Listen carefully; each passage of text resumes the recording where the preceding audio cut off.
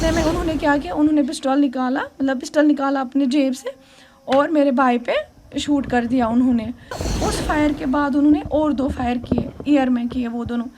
और मैंने देखा कि मेरा जो भाई है उसको यहाँ गर्दन पे गोली लगी हुई थी उसको गर्दन पे, क्योंकि मैं चेक कर रही थी कहाँ गोली लगी हुई है। फिर जाती हूँ हेल्प मांगने, फिर दोबारा से आ जाती हूँ उसको चेक करने के लिए, फिर दोबारा से जाती हूँ, कोई आ ही नहीं रहा था वहाँ से।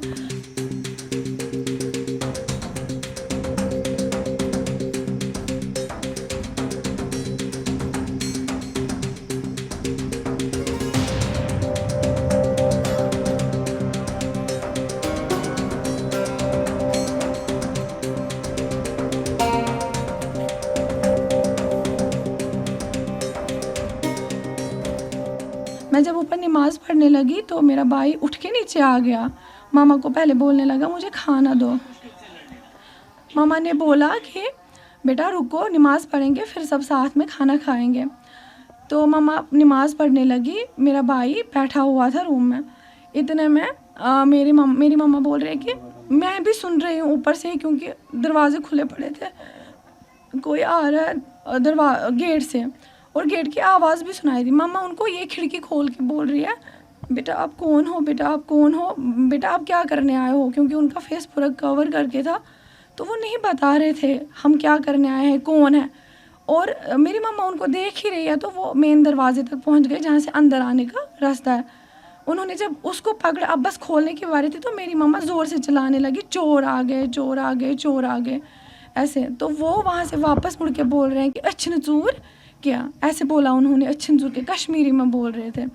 तो अंदर से मेरा भाई जो है वो मम्मा की आवाज़ें सुन के दरवाजे के पास चला गया, और उसने क्या किया, जब उसने वहाँ पे 2 लड़के देखा वो पकड़ने लगा, एक ही ऑब्वियस एक को ही पकड़ पाता, वो एक को पकड़ने लगा। तो मैं जब पीछे से आई, मैं अपने भाई को पकड़ रही हूँ कि इसको छोड़ दे, जाने दे। और जो मेरी मम्मा है वो गेट तक चली गई है, वो क्या कर रही है, वो वहाँ से चिल्ला रही है हमें हेल्प करने के लिए आ जाओ, ऐसे कोई चोर आए हुए, हमें हेल्प करने के लिए आ जाओ। तो उस टाइम पे मेरा भाई उनको इसलिए पकड़ के था कि शायद कोई आएगा, लड़के आएंगे मोहल्ले के और हम चोरों को पकड़ लेंगे अच्छे से। और जिस लड़के को मेरा भाई पकड़ के था वो ऐसे मतलब मार भी रहा था, पता नहीं अपने आप को प्रोटेक्ट करने के लिए मार, लेकिन वो मुझे लग रही थी वहाँ पे।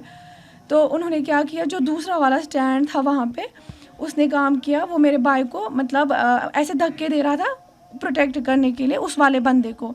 तो इतने में उन्होंने क्या किया, उन्होंने पिस्टल निकाला अपने जेब से और मेरे भाई पे शूट कर दिया उन्होंने।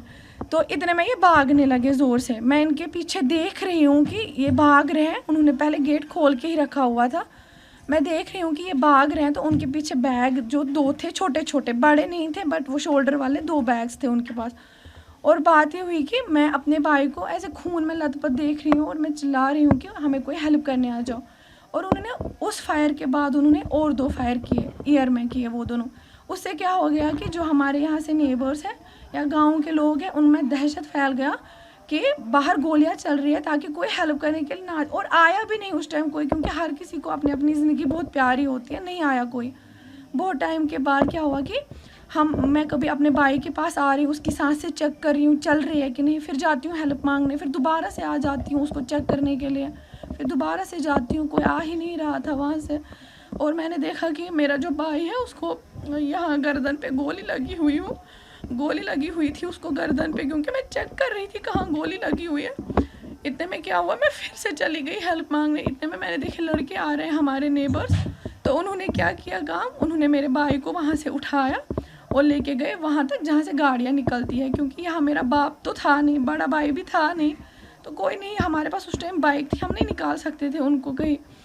तो वहाँ जब हमने उनको, वो लड़के जब ले जा रहे थे, तो मैं वहाँ पे मस्जिद भी है, मैं मस्जिद का दरवाज़ा जो है वो बहुत ज़ोर से नॉक करने लगी कि अबू जी बाहर आ जाओ, हमारे भाई के साथ ऐसा हो गया, हमारे भाई के साथ ऐसा हो गया। तो सारे नमाज वाले जो है वो बाहर आए और मेरे अब्बू ने देखा अपने बेटे को वहाँ पे पड़ा हुआ, तो उसके बाद उन्होंने उसको उठा के ले गए उसको हॉस्पिटल। और मैं फिर वहाँ से मैं घर आई थी, फिर उसके बाद मुझे कुछ नहीं पता। तो क्या चाहते हो?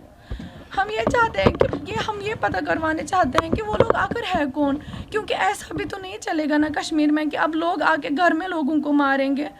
और ये बात तो पूरी पक्की है, क्योंकि उस टाइम जब ईशा की नमाज़ हो रही थी, मेरे अब्बू को बस कुछ ही मिनट हुए थे निकले हुए और उन लोगों ने एंट्री मारी। दैट मीन्स वो उस चीज़ को पहले से देख रहे थे कि मर्द लोग कब बाहर चले जाएंगे और हम डाका डालेंगे।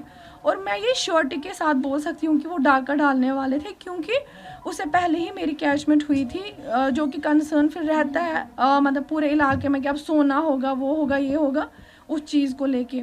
क्योंकि उनको पता था घर में 2 ही लेडीज़ है, जब वो नमाज को जाएंगे तो हम पीछे से उनको लूट लेंगे, उनका ये कंसर्न था। तो मैं बस यही चाहती हूँ कि मेरे भाई को इंसाफ मिले। वो बेचारा बहुत छोटा था, 11th में पढ़ रहा था और 2 दिन फिर वो सिकम्स में सोहरा में वो एडमिट था बेचारा, मतलब वेरी क्रिटिकल कंडीशन में। तो मैं ये चाहती हूँ कि जैसे उसको मारा गया वैसे उन दो को भी मारा जाए, उनका पता लगाया जाए कि वो आखिर है कौन। कश्मीर में नहीं चलेगा ना कि कोई भी आएगा और हमारे घर में लूट फूट मचा के लोगों को मारेगा, धमकाएगा। ऐसा कब तक चलेगा? हम कब तक अपने घर में घुट घुट के जिएंगे? मुझे बस ये बोलो आप, कब तक हम अपने घरों में अब डरे रहेंगे? अपने घर में रहने से भी डरेंगे, क्योंकि तब से क्या हो गया है, हम किसी रूम में जाने से भी डरते हैं। बहुत डर लगता है कि हम अगर रूम में चले गए, क्या पता कोई हो वहाँ पे। और ऐसा कब तक चलेगा?